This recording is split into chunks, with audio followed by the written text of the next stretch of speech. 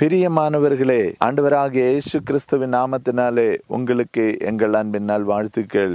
இன்றைய தினத்திலும் நாம் வேதத்திலிருந்து ஒரு வசனத்தை தியானிக்கலாமா? யோவான் எழுதின சுவிசேஷம் 4வது அதிகாரம் அதன் 50வது வசனம் இவ்வண்ணமாக சொல்லுகிறது. இயேசு அவனை நோக்கி, நீ போகலாம், உன் குமாரன் பிழைத்திருக்கிறான் என்றார். அந்த மனுஷன் இயேசு சொன்ன வார்த்தையை நம்பி போனான் என்று சொல்லப்பட்டிருக்கிறது.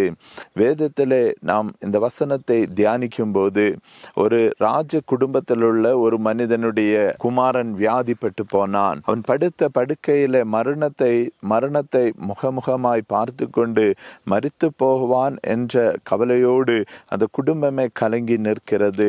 பாருங்கள், ராஜ குடும்பத்தை குறித்து நமக்கு தெரியும். ராஜ குடும்பம் என்றாலே அந்த பிரதேசத்திலே, அந்த ராஜ்யத்திலே அவர்கள்தான் தலைவர்கள், அவர்கள்தான் உயர்ந்தவர்கள். அவர்களை தேடித்தான் ஜனங்களும், அவர்களை நாடித்தான் ஜனங்கள் எல்லோரும் இருக்கிறாங்க.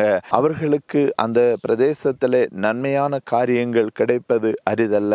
எல்லாம் அவர்களுக்கு நன்மையாகவே தீரும். மிக சிறந்த காரியங்கள் அவர்களுக்கு கிடைக்கும். அப்படித்தான் இந்த மகனும் மரணத்தோடு போராடி கொண்டிருக்கிற வேளையில அந்த பிரதேசத்தில் உள்ள மருத்துவர்களிலே சிறந்தவர்களை எல்லாம் கொண்டு வந்தாங்க. அதே போல மற்றுள்ள ராஜ்யத்தில் உள்ள மருத்துவர்களை கூட கொண்டு வந்தாங்க. ஆனால் அவர்களால் குணமாக்க முடியாமல் போய்விட்டது. மரணத்தோடு போராடி கொண்டிருக்கிற நிலைமையில் தான் இயேசுவை குறித்து இந்த மனுஷன், ராஜ குடும்பத்தில் உள்ள இந்த மனுஷன் கேள்விப்படுகிறான். அப்போது இயேசுவை தேடி கடந்து வந்து இயேசுவை கண்டு இயேசுவினிடத்தில் கேட்கிறான், இயேசுவே, நீங்க வந்து என் மகனை குணமாக்க வேண்டும் என்று. இயேசு சொன்னார், நீ போ, உன் மகன் பிழைத்திருக்கிறான் என்று. அவர் சொன்ன அந்த நாழிகையில், அந்த நிமிடத்திலேயே அந்த மகன் குணமாக்கப்பட்டான் என்று வேதத்திலே பார்க்கிறோம். பிரியமானவர்களே, இன்றும் உங்க வாழ்க்கையில பலவிதமான போராட்டத்திற்குள் போய்கொண்டிருக்கிறீங்களே, பலவிதமான பிரச்சனைகளுக்குள் சென்று கொண்டிருக்கிறீங்களா அல்லவா?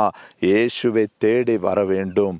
இயேசு அங்கும் இங்கும் இல்லை, வேற எந்த இடத்திலும் இல்லை.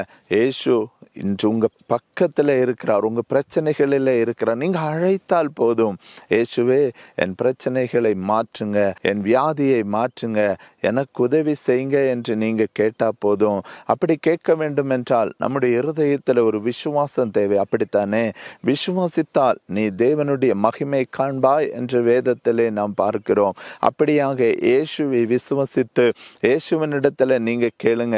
உங்களுடைய எப்பேற்பட்ட வியாதியாக இருந்தாலும், ஒருவேளை மரணத்தோடு போராடி கொண்டு நீங்க இருந்தா கூட, இன்று கர்த்தர் உங்களுக்கு விடுதலை தரப்போகிறார். அவரை நம்பி, இயேசுவை நம்பி விசுவசித்து இயேசுவினிடத்துல கேளுங்க. அவர் உங்க வாழ்க்கையில இறங்கி வந்து உங்களுக்கு விடுதலை செய்வார். உங்களுக்காக நான் இப்போது ஜெபிக்கிறேன்.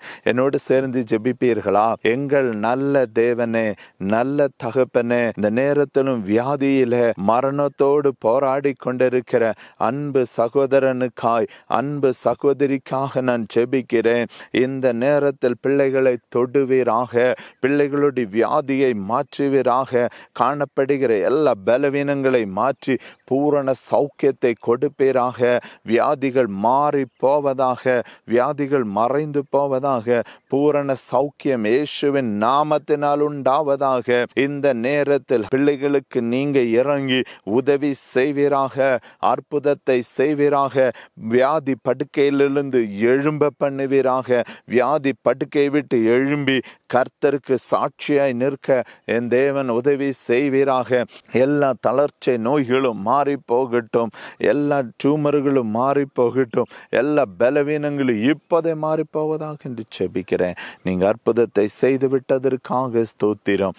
இயேசு கிறிஸ்துவின் மூலமாய் ஜெபங்கேட்ட நல்ல பிதாவே, ஆமென், ஆமென். ஆம் பிரியமானவர்களே, இன்று உங்க வியாதிகளை, உங்க பலவீனங்களை கர்த்தர் என்று மாற்றி இருக்கிறார். சந்தோஷமா எழும்புங்க. இப்போது உங்க படுக்கையை விட்டு எழும்புங்க. கர்த்தர் உங்களுக்கு அற்புதத்தை செய்திருக்கிறார். God bless you.